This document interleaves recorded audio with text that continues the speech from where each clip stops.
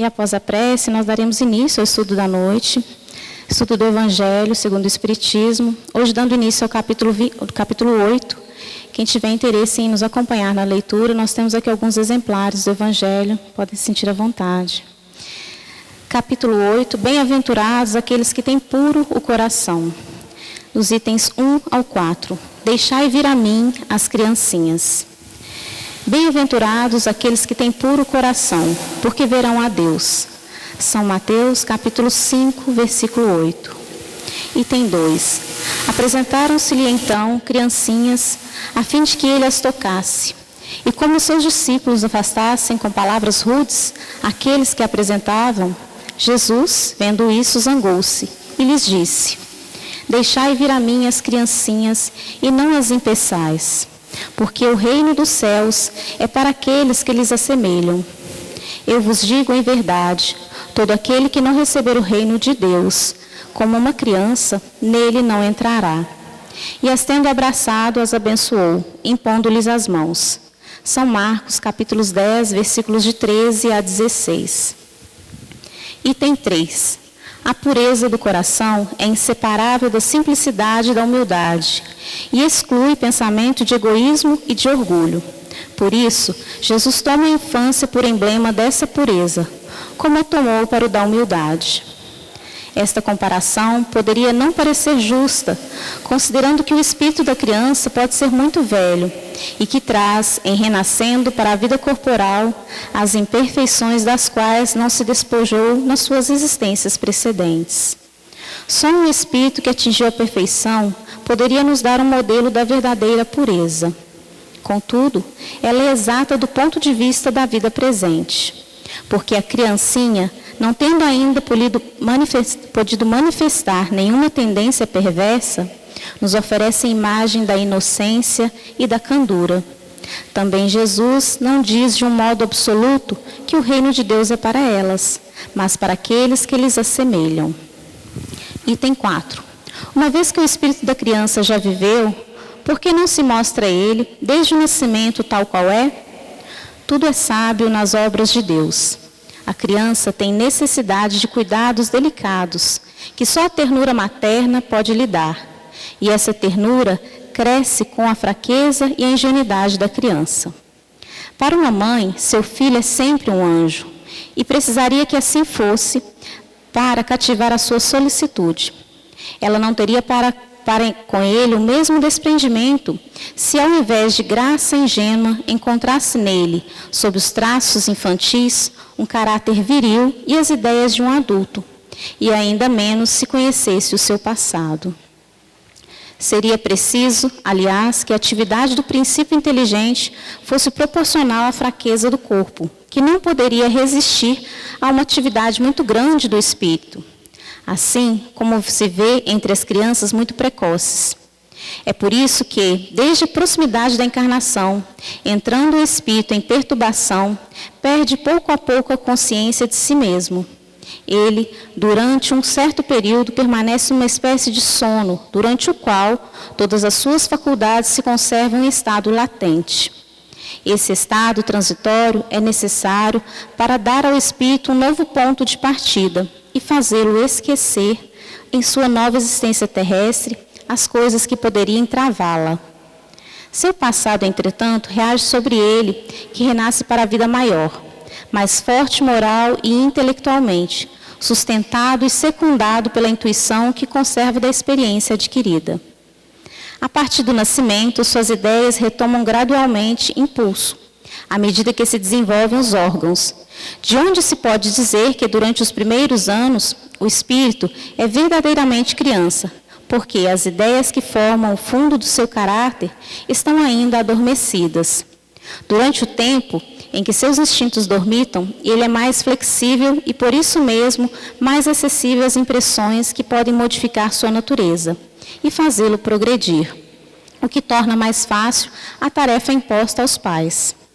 O espírito reveste, pois, por um tempo, a túnica da inocência, e Jesus está com a verdade quando, malgrado a anterioridade da alma, toma a criança por emblema da pureza e da simplicidade.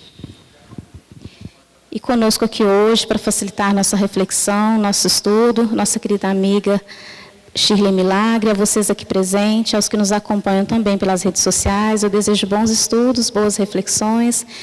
Boa noite a todos. É uma alegria estar com vocês no dia de hoje e para a gente conversar um pouco sobre Evangelho, né? Que o Evangelho é, na verdade, aquele roteiro, aquele caminho iluminado que nos conduz, né, como alma em evolução, em direção ao objetivo final, que é a nossa perfeição. E Jesus tem aqui duas palavras importantes quando ele se refere ao reino dos céus, as bem-aventuranças. Ele começa dizendo: bem-aventurados os que têm puro o coração, porque verão a Deus. Ora, o que será que Jesus quis trazer para a gente com essa colocação? A gente tem que lembrar que o coração, na verdade, é a sede dos nossos sentimentos, né? O coração, desde a antiguidade, é considerado, vamos dizer, o órgão principal das emoções, e não o cérebro. Olha que interessante, né? Toda vez que nós pensamos em emoções, em sentimentos, ao invés de nós pensarmos no cérebro que está por trás disso, registrando e trazendo à tona esses sentimentos e essas emoções, a gente pensa no coração. Então, o coração, ele foi colocado de forma representativa como centro das emoções humanas, né? E por quê? O coração, ele pulsa e ele leva energia, alimento, a oxigenação, os nutrientes através do sangue para todo o corpo físico. Então, ele é o grande responsável por manter a vida celular, né? Ele é extremamente importante para manter a vida celular. E em função disso, por ser ele ter esse papel extremamente importante do ponto de vista biológico, ele foi como que transmutado, né, para o ponto de vista psicológico, como o centro das emoções, e sendo o centro das emoções, ele alimentaria todas as nossas atitudes e todos os nossos pensamentos. Então, na verdade, os nossos sentimentos e as nossas emoções são o grande motor das nossas atitudes e dos nossos pensamentos.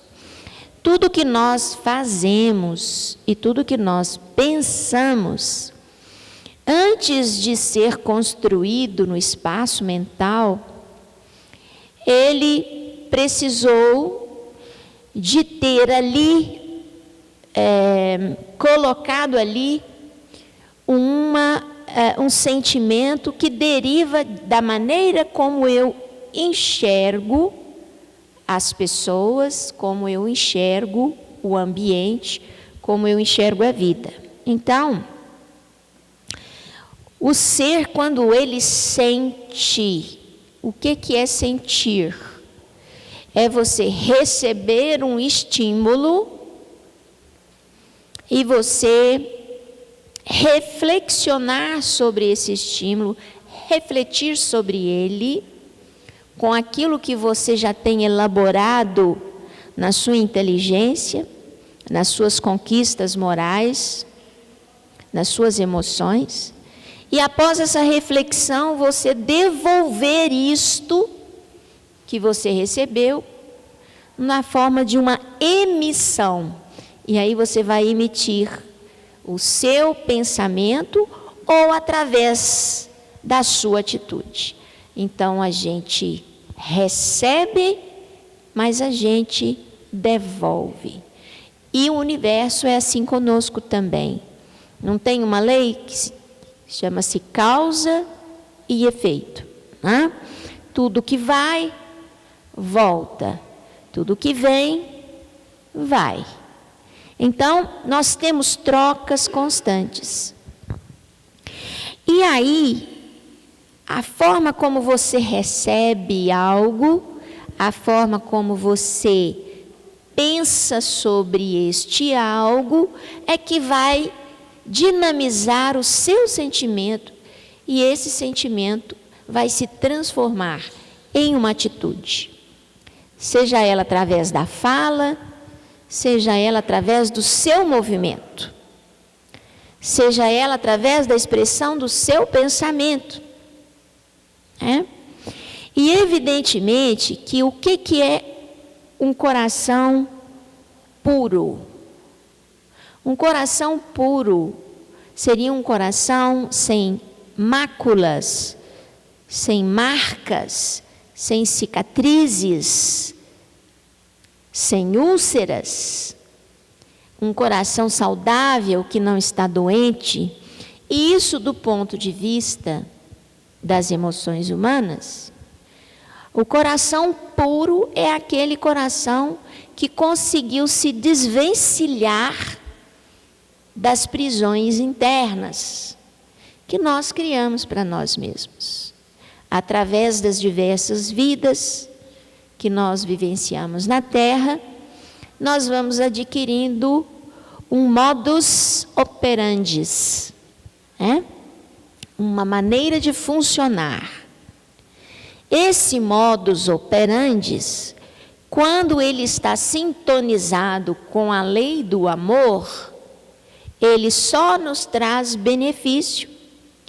Nós só conseguimos ver com bons olhos, e nós, por sua vez, vamos sempre fazer movimentos e pensamentos em direção ao equilíbrio e ao bem.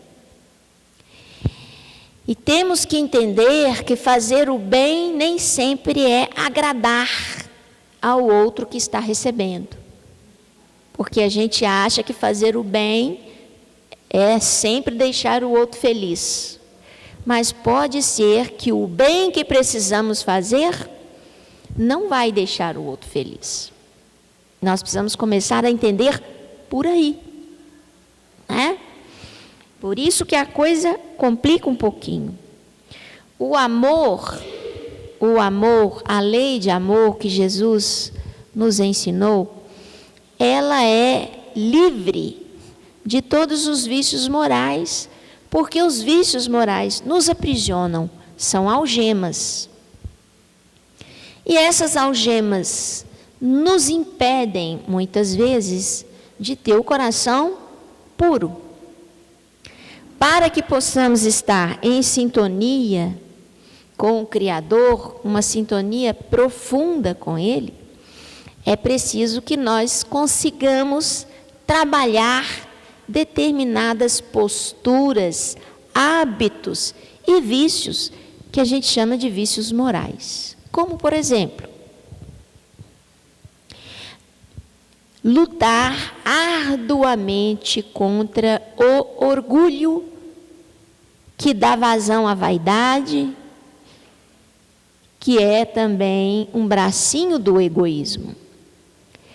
Na verdade, o egoísmo é a raiz de todos os outros vícios.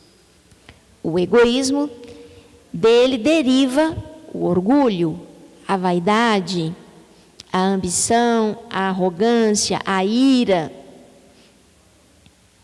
e tantos outros vícios morais que são como travas, como vendas em nossos olhos da alma, nos impedindo, muitas vezes, de receber de forma iluminada aquilo que vem de fora. Muitas vezes já recebemos o que vem de fora de nós com a alma turva e muitas vezes enxergamos apenas aquilo que não está de acordo com a realidade.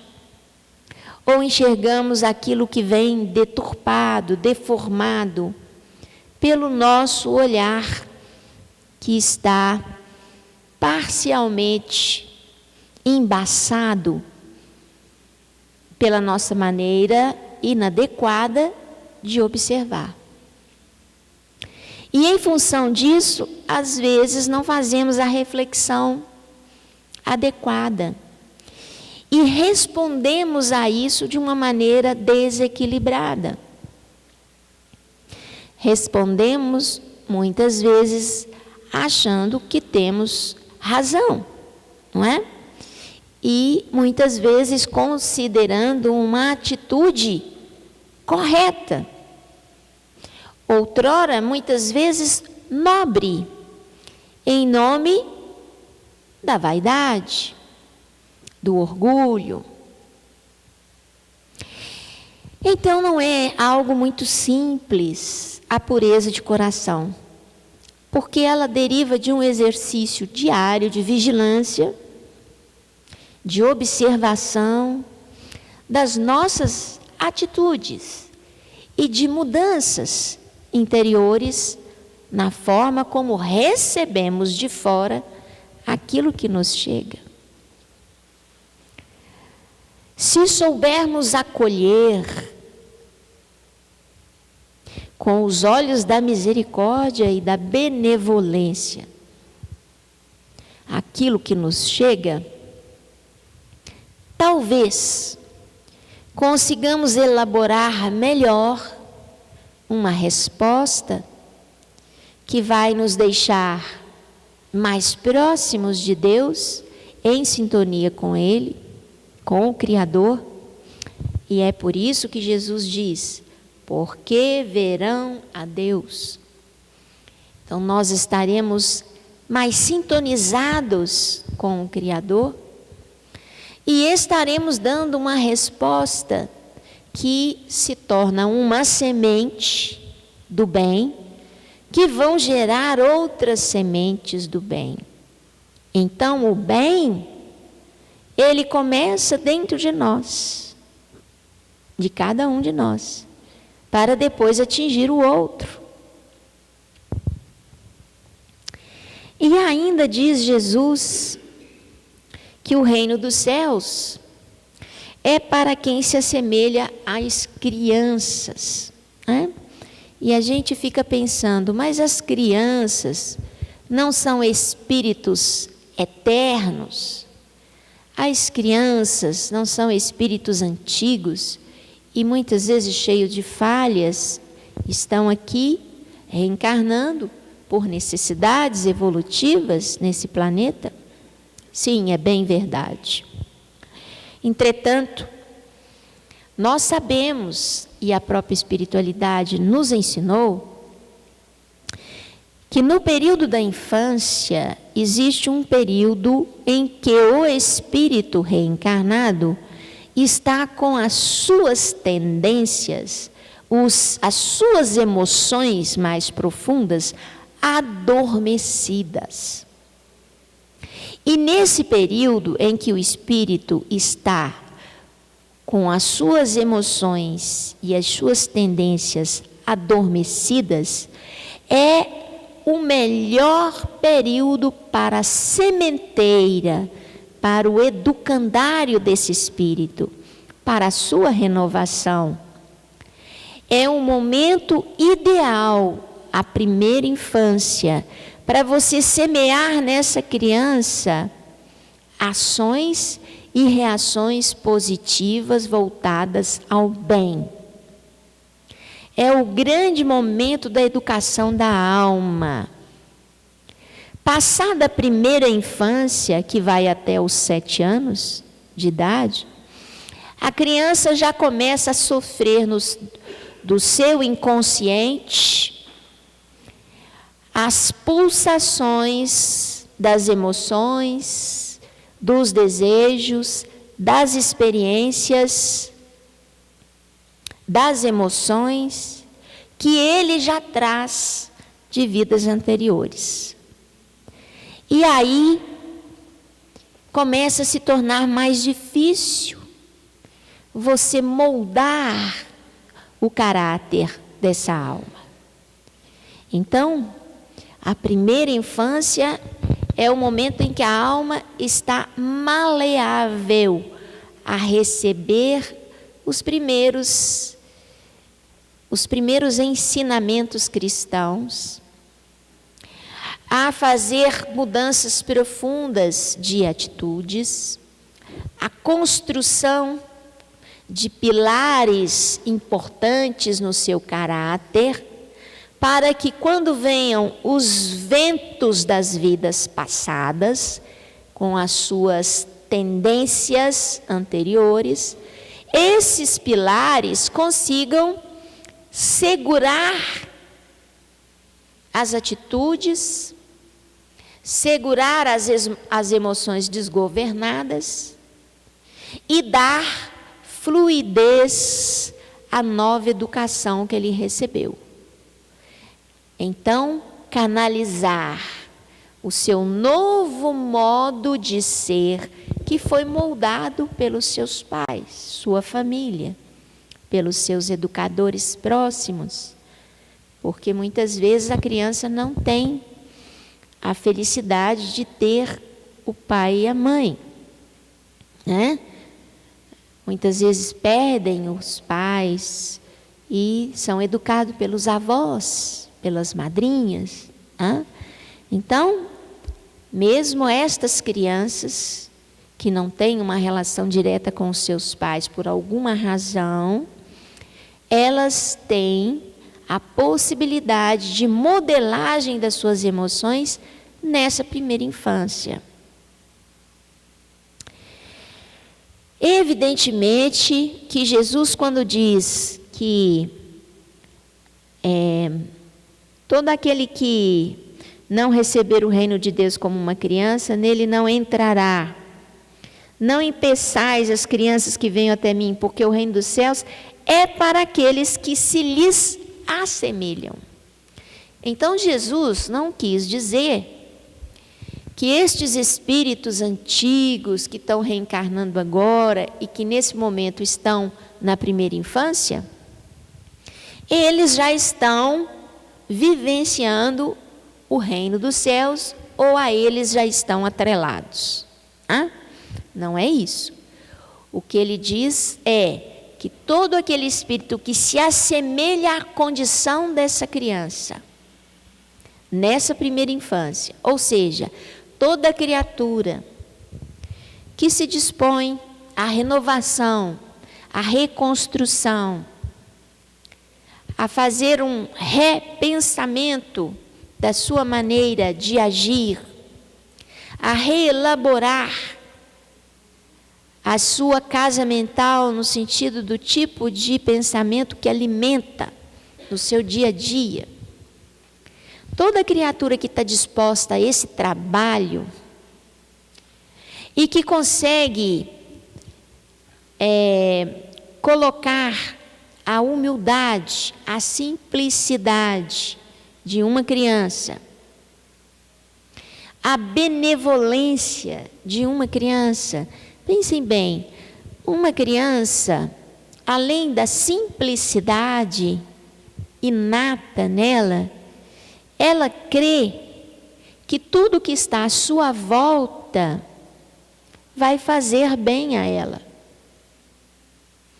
A criança não vê perigo no fogo até que se queime. A criança não vê perigo na água até que se afogue. A criança não vê perigo naquela criatura que é muitas vezes agressiva, que pode inclusive machucá-la. Ela acredita que todos ali são benevolentes. Parte do princípio que todos são bons, até que prove o contrário. E é isso que o Cristo disse, que essa postura dessa criança na primeira infância é que deveria ser uma postura que nós deveríamos trabalhar dentro de nós. ao invés de atirarmos as pedras, sem muitas vezes saber o detalhe do acontecimento, né? Só seguindo a onda, nós deveríamos partir do princípio que as criaturas são boas, são imperfeitas, mas são boas. Elas não nascem perversas. Elas vão sendo construídas ao longo do tempo. E mais ainda, o que nos acalenta muito é saber que mesmo aquela que é a criatura mais perversa de que já ouvimos falar, ela, em algum momento, nos vários séculos que vão passando ao longo do tempo, elas vão se tornar criaturas divinas. Então, não existe o demônio. Não existe a criatura criada para ser má. Existem as criaturas que estão em desequilíbrio, que distorcem a realidade, que desconhecem a busca do divino, que ainda não compreenderam qual o benefício que o exercício do amor pode trazer a ela. Ainda não compreenderam, mas estão a caminho. Então, a criança, diferente do adulto, ela não está aprisionada pelos seus vícios morais. Nós, adultos, nós temos toda a construção da infância que nos foi dada pelos nossos pais, ou por aqueles que nos educaram com muito carinho e cuidaram de nós, né? E nós temos as diversas experiências na nossa vida de relação, que começa na segunda infância, de forma mais intensa, e que vai se intensificando na adolescência, quando então, nesse momento, com o cérebro mais desenvolvido, as nossas tendências de vida passada surgem de uma maneira mais positiva, confrontando a educação que recebemos na primeira infância. E o adolescente é o símbolo do conflito, não é? São tantas as mudanças nesta fase. Você perde o corpo infantil e ganha um corpo de adulto. E você se olha no espelho e não se reconhece. Você perde a proteção contínua dos adultos. Você agora tem que tomar decisões, fazer escolhas, ter iniciativas. Então você começa a assumir responsabilidades que a criança não tem, que são da vida adulta. E aí você tem toda a educação recebida na primeira infância e tem todas as tendências espirituais daquele espírito antigo que você cultivou por tanto tempo, que estão ali atuando sobre o seu cérebro agora de maneira intensa, acionando os seus hormônios, os seus neurotransmissores e trazendo a você muito conflito. E a partir daí, o adolescente vai se reconstruindo nas suas opções e se tornando o adulto que somos hoje. É muito mais simples, mais rápido, você construir um traço de caráter numa criança dos 2 até os 7 anos do que você tentar fazer isso num adulto como nós. Então, dá muito mais trabalho.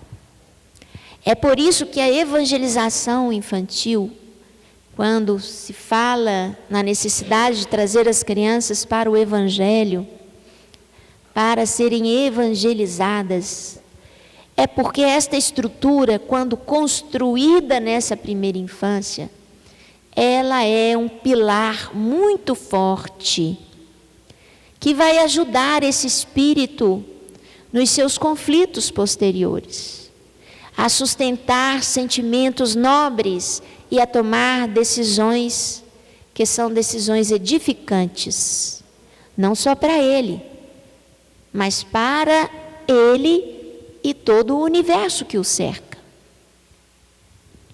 E é por isso que batemos na tecla a necessidade da evangelização infantil,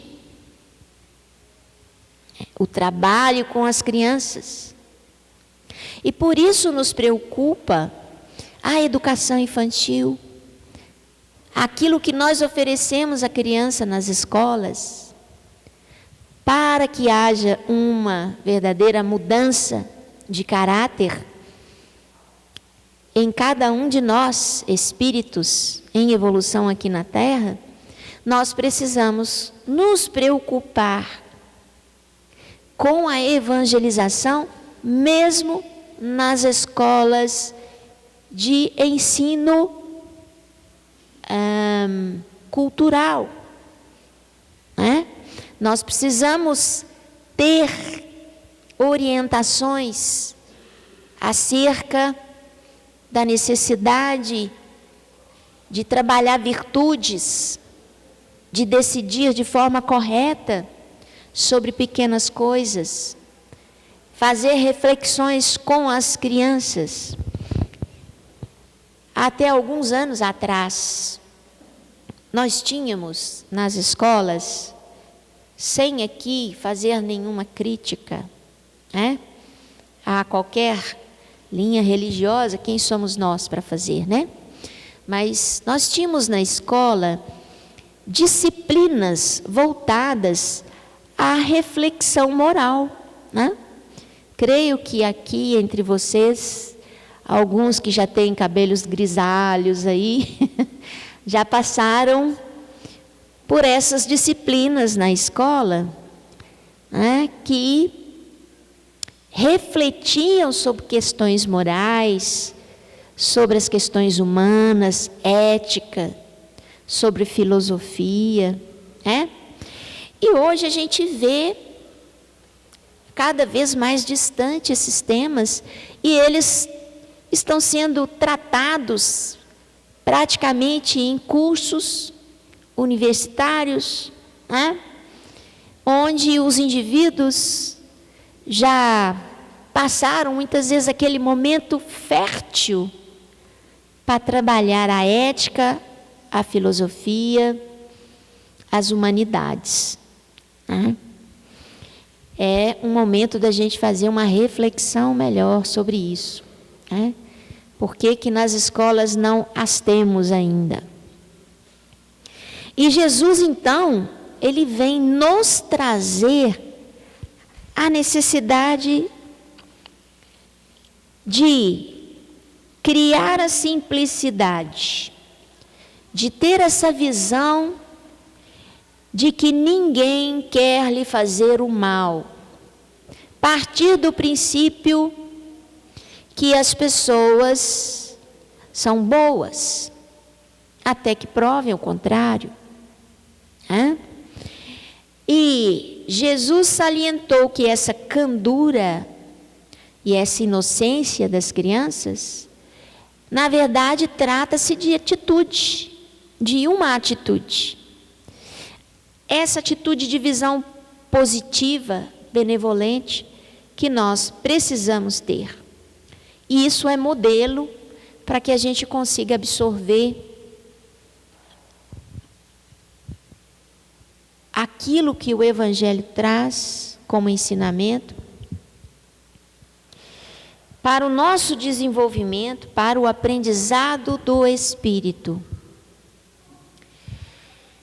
Então, a receptividade e as mudanças que nós precisamos ter, elas precisam ser criadas dentro de nós. E o reino dos céus nada mais é que o império das virtudes. Enquanto o orgulho, o egoísmo, a vaidade, a ambição, falar mais alto nas nossas escolhas, determinar as nossas escolhas,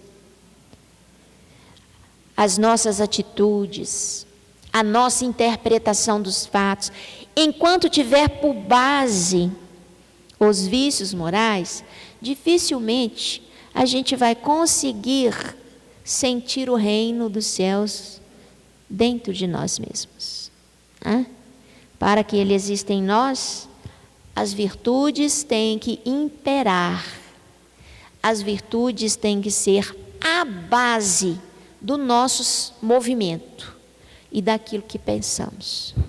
E isso é um exercício diário, Nós somos espíritos milenares, nós precisamos,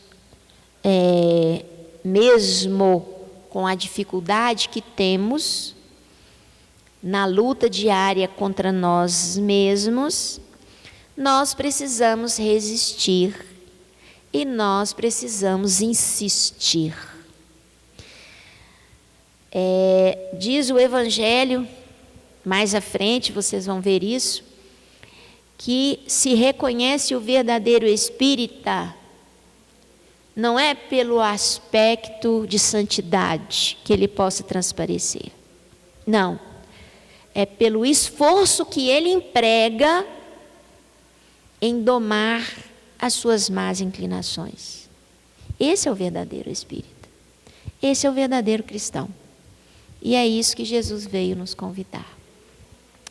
Então eu agradeço a vocês a paciência, e a tolerância e o carinho com que vocês nos recebem aqui na casa. Que Deus nos abençoe.